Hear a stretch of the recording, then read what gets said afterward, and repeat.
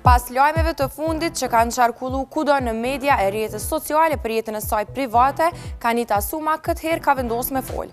Ajo vjen ekskluzivisht në prive për me sqaru krejt dilemat që janë ngrit kohëve të fundit. A janë të vërteta këto lajme? Sa ka ndiku kjo periudhë në jetën e saj dhe çka po përgatit ajo për publikun në tregun muzikor? Për krejt këto përgjigje, ndiqni historinë në vazhdim.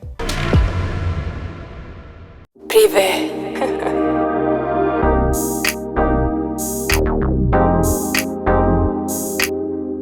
Është emri më i lakuar gjatë kësa jave në të gjitha mediat roz. Tituj që nuk kam fund për romancën që po aludohet mes Kanitës dhe Besarit, djalit të Monika Kryemadhit dhe Ilir Metës.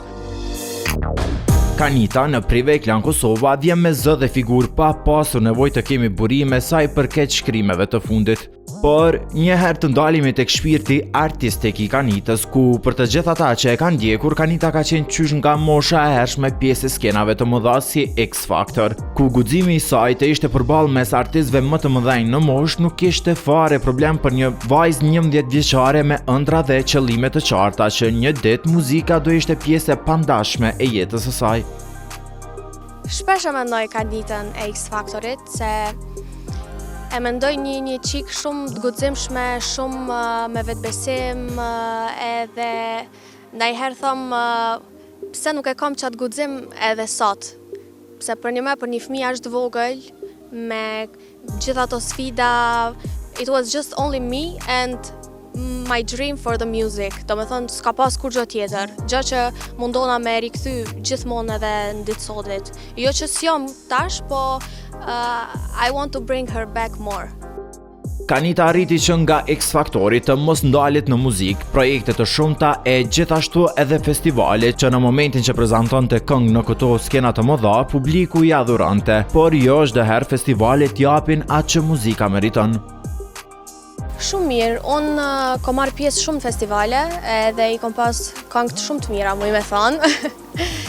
Po që kohëve të fundet jam dëshpëru pak për festivaleve, se tu e marrë parasysh që këngët me të vërtet janë pëlqyer nga publiku edhe kanë marrë një bujë shumë të madhe, po që nuk janë vlerësuar nga festivalet. Kjo është e keqja, po gjithsesi për mua që më intereson më shumti është si e pret publiku. Edhe nëse publiku e pret mirë, that's the most important thing, mendoj unë. E kur jemi të zhgënjimet, as Kanitës nuk i pas ka shkuar larg mendsh për momentet që shumica artistëve i kalojnë duke pyetur veten a ja vlen të vazhdojnë në këtë industri. Ka pas momente mos me rejt, ka pas momente ku kom thonë, is it worth it? Po që kur e mendoj që e kom fillu këtë profesion shumë e re, edhe kom thonë, it's not worth it me u dorëzu, po veç me vazhdu, se fundja fundit unë e kom pa që njerëzit mi kam vlerësu, se unë shquem për muzikë të mirë, edhe kur e shef që njerëzit po e dojnë muzikën tonë, nuk ta lem vetë vetja me u dorëzu, edhe më kam bo me vazhdu ma shumë. Jo çdo artist që kap mikrofonin të këndoj domosdoshmërisht ka talent për muzikë. Disa thjesht e bëjnë për qef, disa që kanë zë e kthejnë në punë, por ka edhe prej atyre që vlerësohen e me raste edhe mbi vlerësohen. E Kanita ka përgjigje edhe për këtë temë. Ka talentat në vlerësum, ka edhe të mbi vlerësum, me thënë drejtën.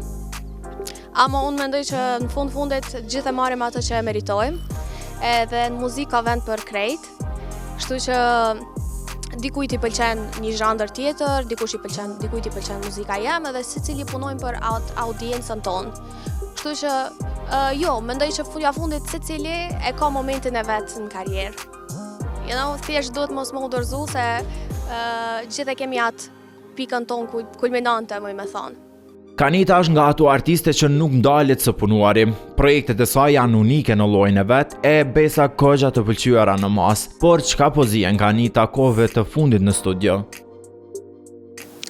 Momentalisht Kanita është në working mode. Do me thënë, unë jam shumë shpesh në studio, jam të punu shumë fort, kam bo shumë këngë, jam të punu edhe international me artistat international, që shumë shpejt keni me i pa, edhe mendoj që këto, sidomos këtë vit, ka qenë një ndër vite që kam punu mas shumë ti.